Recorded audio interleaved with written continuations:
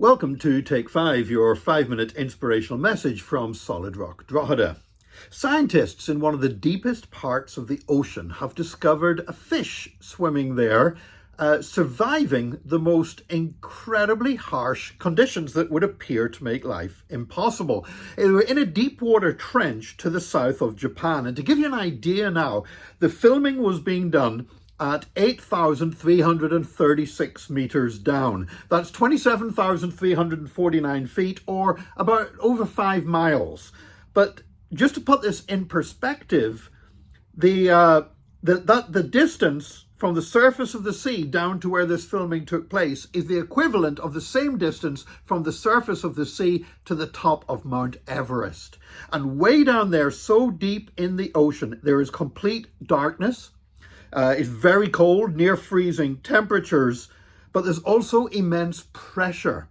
Because if you think about it, even if I don't know if you've ever tried swimming down to the bottom of the deep end of a swimming pool and your ears start to hurt because the air pressure or the water pressure increases.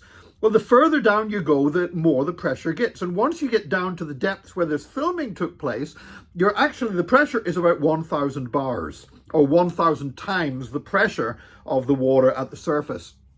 You might say, well, what does that mean? I can't really put that into terms. But it's been explained this way. 1,000 bars of pressure would be the equivalent of having 100 elephants standing on top of your head. Think about that. And yet there is life that can exist at that depth. It's a snailfish. And it was a young snailfish, was filmed swimming along, apparently quite happily, at this depth. How on earth can a creature survive at that depth? Well, apparently, this creature, they have this special property within their cells to prevent the cells that make up their body being crushed. You have proteins in your cells. And basically, the proteins in the cells of these fish, they expand the deeper down they go in the water. And those proteins expanding within the cells gives them a strength that means they're not crushed. Think of it as being like putting up a pole inside a tent to keep the tent up. These proteins are like putting up lots of little poles in every cell of this creature's body. Automatically happens the deeper it dives and prevents it from being crushed.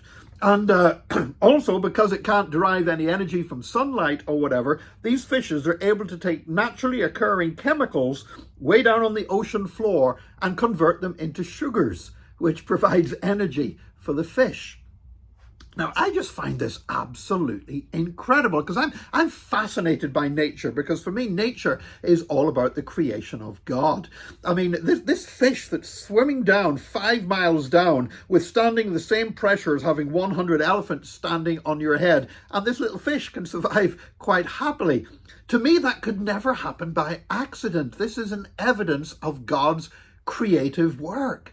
And I love this because I love the idea of God creating things that we have yet to discover. It seems like no matter how far we go in exploration and everything else, we still find more and more amazing things. The more you see of the universe, the more you learn of the universe, the more amazing the universe is, and the more I appreciate the creative power of God.